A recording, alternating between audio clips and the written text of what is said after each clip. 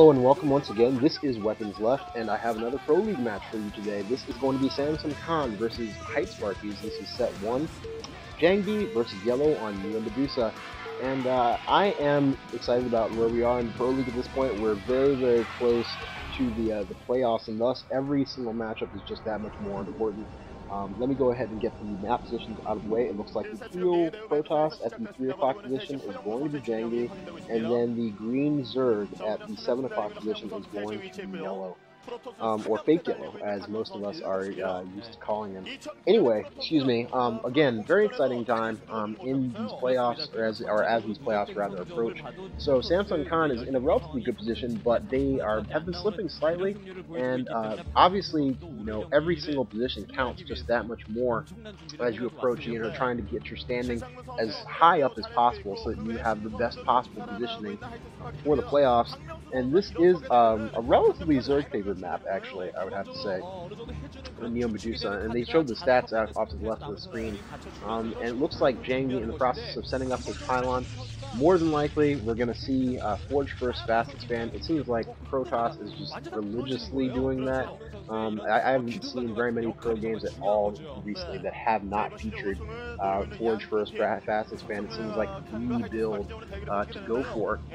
So Jangbi following the trend, and it looks like he is going to see this Overlord, and he's going to see this Overlord and actually scout in the wrong direction. And it looks like Yellow is actually sending his Overlord in the wrong direction. I think he saw Jangbi's probe first, and immediately, that's kind of a slick little move by Yellow. He sent it back downwards so that it looked like it was coming from a different direction, but it's actually coming from the bottom. I'm actually surprised that Jangbi fell for that, just because of the fact that that Overlord was clearly so far south that it would have been literally impossible for it to have been coming from that other base. I think he's reversed his course. There's the Forge, so it is indeed Forge First Fast Expand that we're going to see from Jangbi. And it looks like his probe is gradually making it down the mini-map. It looks like, based upon what I'm looking at the mini-map as well, that, yeah, it looks like Yellow went for a 12 hatch, which is actually a pretty solid move on his part, I would think, because of the fact that, you know, when you have a fast expanding Protoss, there's not going to be any type of early aggression, and you're not going to see lots of units out on the map early on, so there's no harm in going for an economy build. And it looks like Jangbi has sent his probe in, so he's going to scout all of this. He's seeing the extractor, he's seeing the late spawning pool, so it's very clear at this point that Yellow is going for some type of, and as a response to that, he puts down a gateway.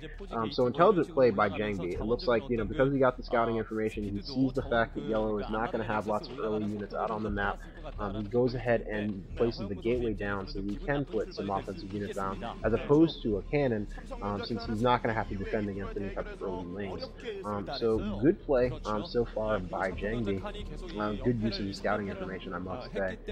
So that's going to be solid, and it looks like he's preparing to build something else. He is going to build a cannon, so he is going to be well defended, even if Yellow does go ahed and throw down some Zerglings at this point.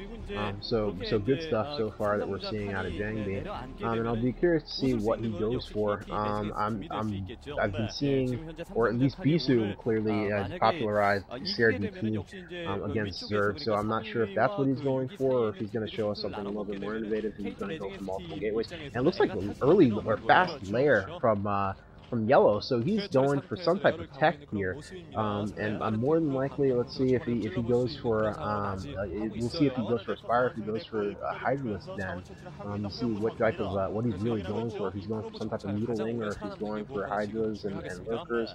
I'm not entirely sure. It looks like a Zealot's out on the field and is going to be trying to test the waters, I guess. Probe's still dancing around, but only 2 Zerglings, and there is a Hydralist Den, so I believe that we're going to see some type of Lurker tech out of Yellow at this point. That one Zealot not advancing into the base, not even really testing the waters to see what the deal is, and a few extra Zerglings being produced here, but now enough Zerglings that he can take out that probe, and it looks like he is going to go ahead and send those Zerglings out onto the field. Lair is complete at this point, so we'll have to see what type of tech he goes for, and it looks like Psychor and Stargate now going down, so very likely that we are going to see CRDT out of Jangbi. And I will say that it's very common to see this at this point, and I'm kind of wondering what he's going to be able to deliver to us out of that build. I mean, Sarah DT is just, you'd have to imagine that at this point, a lot of Zerg players are just have to see this coming. I mean, it seems like Yellow did to an extent, and Luis Nilsson's going to expand again in his natural expansion behind his base and get safe in the 6 o'clock position. That Yellow has to see this coming to an extent, based upon the fact that he went 12 hatch, and you know, I feel as though Zerg players have to start figuring out that fact that Sarah DT is so popular, and that if there is, you know, if that's what you're doing, if it's that predictable, that there's going to have to be some type of counter that Zerg are going to come up with. I don't know what that counter is going to be yet, but you know, here we go. Essentially, we'll have to see. And a pylon being placed at the back of Jangbi's base, so relatively smart. If the lurkers do pop out, he's not going to be able to just wear down the temples and get in the back of his base. But there are those two Hydras marching around to the top somewhere, so I'm not entirely sure what they're up to. And it looks like the Sarah's gonna run right by that. Wait a minute, I heard the drop. Oh my god, okay, those Zerglings and those Hydras have both been mounted into those Overlords, and it looks like a simultaneous drop going on from Yellow. He's gonna drop directly into Jangbi's base, and there's nothing to defend against this. I don't think that Jangbi has very many units, if any, and that looks like that Overlord's gonna go down, but not before it drops off those Zerglings, and it looks like he's also dropped off Hydralisks in the back entrance to Jangbi's base. Cannon's not going down in time. Zerglings all over this mineral line, and it looks like this is going to do all kinds of damage. The Corsairs do see what looks like lurker eggs they're morphing on the back entrance to his base, but there's not going to be anything that he's going to be able to do about this. He has nothing that's going to be able to detect anything at all, and it looks like the additional cannon is going to go down from these Zerglings, so these lurkers are going to pop out with absolutely unimpeded access to Jangbi's mineral line, and this has got to be concerning Jangbi.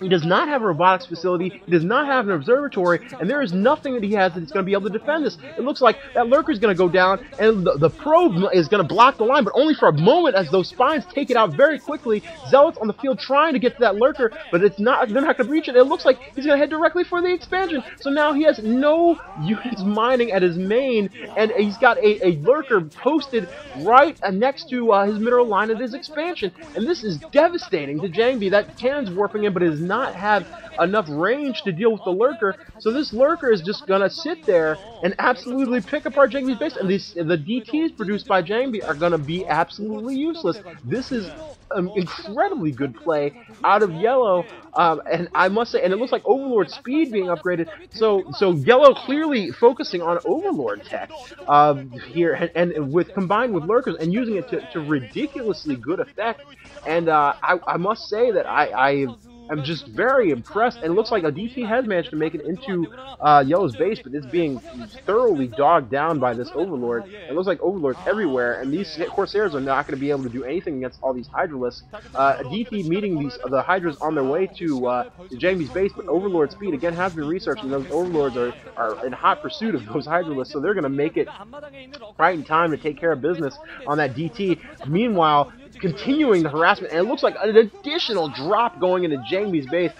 This game has to be over. There's nothing that Jangbi has on the ground to really deal with mass Hydras in his base. He's going to take out, yeah, GG from Jangbi.